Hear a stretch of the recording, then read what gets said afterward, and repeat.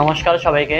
বাংলাদেশে হিন্দু নির্যাতন নিপীড়নের যে বিষয়গুলো তার মধ্যে উল্লেখযোগ্য হচ্ছে ধর্ম অবমাননা করেছে এই বিষয়টি। আজকে আমরা এই বিষয়টা নিয়ে যে ঘটনাটা নিয়ে হাজির হয়েছি সেই ঘটনাটা হচ্ছে রংপুরের গঙ্গাছড়া থানার বেতগাড়ি ইউনিয়নের আলতাফপুর গ্রামের রঞ্জন রায় নামে একজন অভিযুক্তর নামে। এলাকার স্থানীয়রা অভিযোগ করেছেন রঞ্জন রায় নামের এই ছেলেটি নাকি ইসলাম ধর্মের নবী নিয়ে ধর্ম অবমাননা করেছে। এই বিষয়ে অভিযোগ নিয়ে ওই ইউনিয়নের তাদের এলাকার 15 থেকে 20টি ঘরবাড়ি ভেঙে চুরে একদম চুরমার করে দেওয়া হয় কিছু উগ্রবাদী স্থানীয় জনগণরা।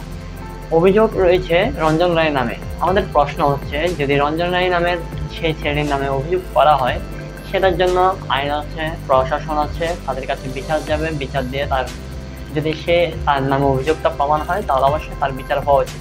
আমরাও বিচার হওয়ার পক্ষে, কারণ অন্য ধর্মের নামে অন্য ধর্মের কাউকে কটূক্তি করা, অন্য ধর্মকে নিয়ে বাজে কথা বলা, আমরা সেটাকে সমর্থন করি না। তবে আমাদের প্রশ্ন হচ্ছে, যারা এই বিষয়টা নিয়ে, যে ধর্ম অবমাননার যে বিষয়টা নিয়ে যে হিন্দুদের অন্যান্য ঘরবাড়িগুলো হামলা হয়েছে, প্রায় 15 থেকে 20টি ঘরবাড়ি ওপরে হামলা হয়েছে, লুটপাট হয়েছে, অগ্নিসংযোগ করা হয়েছে, তাদের দোষটা কোথায়? এখানে সাধারণ হিন্দুরা কি দোষ করেছে?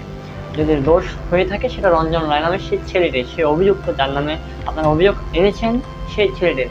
কিন্তু এখানে যে ধর্ম অবমাননার যে বিষয়টা নিয়ে পুরো একটা এলাকায় 15 থেকে 20টি ঘর বাড়ি পুড়িয়ে দেওয়া, আগুন ধরে দেওয়া, ভাঙচুর করা, লুটপাট করা, এই বিষয়টার উদ্দেশ্য কি? এটা শুধু আজকে না, আমরা বিগত সময়ের সরকারগুলোর থেকে শুরু করে এখন পর্যন্ত যতগুলো সরকার ছিল সবার আমলেই এই বিষয়টা, এই জিনিসটা কিন্তু সবচেয়ে উল্লেখযোগ্য। বাংলাদেশে হিন্দু নির্যাতন যে বিষয়গুলো নিয়ে হয় তার মধ্যে সবচেয়ে উল্লেখযোগ্য হচ্ছে ধর্ম অবমাননা। আসলে যে ধর্ম অবমাননা কি করেছে কি করা নাই সেই বিষয়টা নিয়ে আমি একটু পরে বলতেছি।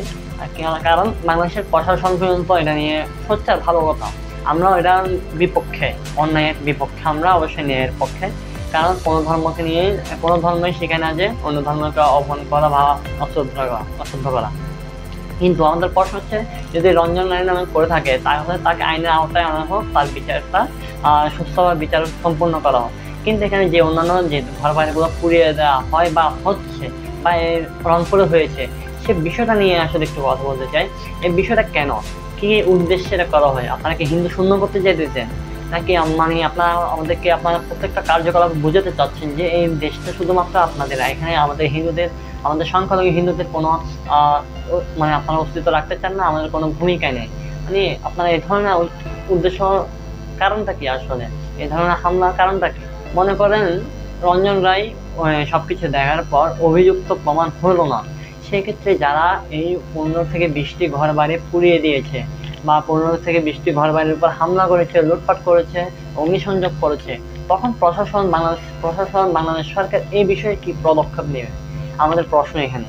আমরা যদি বিগত অন্যান্য হামলাগুলোর দিকে তাকাই, তাহলে আমরা কিন্তু উল্লেখযোগ্য কোনো ভূমিকা বাংলাদেশ সরকারের, বাংলাদেশ প্রশাসন আমরা দেখি না। কিন্তু যখন হিন্দুরা কোনো কিছু করে, অনেকটা অভিযোগ হিন্দুদের নামে হয়, তখন কিন্তু বাংলাদেশ প্রশাসন, বাংলাদেশ সরকার কিন্তু খুব এটা নিয়ে অভিযোগ করে লাগে। কিন্তু আমরা অন্যান্য যে সম্প্রদায়, ইসলাম যারা মুসলমান, তাদের পক্ষে কিন্তু এটা দেখি না। তার যখন মুসলমানদের নামে কিছু করে অন্যান্য ধর্মাবলম্বীরা, তখন কিন্তু এটা নিয়ে খুব সোচ্চার সরকার। কিন্তু যখন সংখ্যালঘুর ব্যাপার চলে আসে, তখন কিন্তু সরকারের কোনো আওয়াজ নেই। যেমনটা রংপুরের ঘটনা, 15 থেকে 20টি ঘর বাড়ি জ্বালিয়ে দেওয়া হয় উগ্রবাদীরা, কিন্তু এটা নিয়ে বাংলাদেশ সরকারের কোনো আলোচনা নেই, কোনো সমালোচনা নেই, কোনো কিছু নেই, একদম চুপ বাংলাদেশ সরকার। কিন্তু এক্ষেত্রে যদি এখন এই ঘটনাটা কোনো মুসলিমের সাথে ঘটতো, তখন কিন্তু বাংলাদেশ সরকার খুবই কি করতে পারতো সেটা আপনারা নিজেরা জানেন। যেমন উল্লেখযোগ্য হচ্ছে চট্টগ্রামের যে আইনজীবী হত্যা, হত্যা, এই বিষয়টা একটু যদি আমরা বলি, সেখানে কিন্তু যাকে আসামি করা হয় চিন্ময়বাবুকে কিন্তু প্রিজন ভ্যানে ছিল, কিন্তু সেখানে হত্যার প্রথম আসামি দেওয়া হয় চিন্ময়বাবুকে, কিন্তু এটা কোনো প্রমাণ নেই, কোনো ভিত্তি নেই। ঠিক একইভাবে কিন্তু এই ঘটনাগুলো ঘটতেছে, দিনের পর দিন হিন্দু নির্যাতন করতেছে। হিন্দু নির্যাতন করে হিন্দু শূন্য করার যে পরিকল্পনা বাংলাদেশ সরকার নিয়েছে বা নিচ্ছে, সেটা আসলেই আমরা নিন্দা এবং প্রতিবাদ জানাই, বাংলাদেশ প্রশাসনের কোনো রকম ভূমিকা না থাকে। তো এখানে রঞ্জন রায়ের এলাকার কিছু মানুষের যে বক্তব্য, সেখানে কমলাকান্ত রায় নামে একজন বলে যে তার কিছু জমির ধান ছিল 10 থেকে 12 মনের মতো, সেগুলো তাকে যখন জিজ্ঞেস করা হয় সেগুলো কোথায় নিয়ে যাচ্ছেন ঘটনার পরদিন, তো তারা বলে যে সেগুলো বিক্রি করার জন্য নিয়ে যাচ্ছে, কারণ এখানে অবস্থা ভালো না। তারপর আরেকজন যদি বলি রবীন্দ্রনাথ তখন তাকে যখন জিজ্ঞেস করা হয় তখন তিনি যে অভিযোগগুলো করেন তার স্ত্রী যে স্বর্ণালঙ্কার এবং তার জমির কাগজপত্র, তারপর হচ্ছে যে তাদের বিভিন্ন কাপড় চোপড় মানে বিভিন্ন মালামাল চুরি করা হয় যখন অগ্নিসংযোগ এবং ভাঙচুর করা হয় তখন। তারপর যদি আমরা আরেকটু ঘটনার দিকে তাকাই, সেটা হচ্ছে সুভাষ রায় নামে একজন বলে আইন শৃঙ্খলা বাহিনীর সামনে তাদের ঘর বাড়ি ভাঙা হয়েছে, লুটপাট করা হয়েছে, অগ্নিসংযোগ করা হয়েছে। তাহলে বাংলাদেশ প্রশাসন সেখানে আর কাজ কি?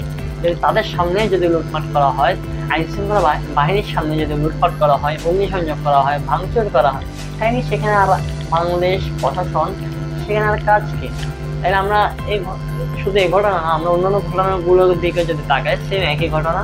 বাংলাদেশের প্রশাসনের সামনে হিন্দুদের পর প্রচুর পরিমাণে নির্যাতন হয়েছে, প্রচুর পরিমাণে অত্যাচার হয়েছে, প্রচুর পরিমাণে ঘর বাড়ি আগুন জ্বালিয়ে দেওয়া হয়েছে, ভাঙচুর করা হয়েছে, অগ্নিসংযোগ করা হয়েছে, কিন্তু বাংলাদেশ প্রশাসন সবকিছু দেখেও তাদের কোনো রকম পদক্ষেপ ছিল না, কোনো রকম কোনো কিছু ছিল না, যেটা আমরা এখন দেখতেছি, আগেও দেখেছি। কিন্তু আমাদের প্রশ্ন কেন তাদের এই মানে এক দেশে দুই ধরনের আইন কেন? হিন্দুদের জন্য আলাদা আইন, মুসলমানদের জন্য আলাদা আইন। এই জিনিসটা আসলে কেন? হিন্দুরা যদি কিছু করে সেক্ষেত্রে সোচ্চার, প্রচন্ড পরিমাণে সোচ্চার হচ্ছে বাংলাদেশ সরকার, যেটা 6 মাসও হয় না, সেটা 6 ঘন্টা বা 6 মিনিটের মধ্যে সেটা হয়ে যায়। কিন্তু যখন হিন্দুদের মানে যদি বিপরীতে যখন মুসলমানরা যখন কিছু একটা করে, ধর্ম পালন করে বা অন্য কোনো ইয়ে করে, তখন আমরা এই যে উল্লেখযোগ্য যে ব্যবস্থা সেটা আমরা দেখতে পাই না। এই একটা দেশে দুই ধরনের আইন কেন, সেটাও আমাদের প্রশ্ন। তো এই ছিল আজকের ভিডিওটা। ভিডিওটা ভালো লাগলে অবশ্যই লাইক কমেন্ট করে দিবেন এবং চ্যানেল নতুন হলে চ্যানেল সাবস্ক্রাইব করে দিবেন। আমরা দেখাবো পরবর্তী ভিডিওতে। নমস্কার।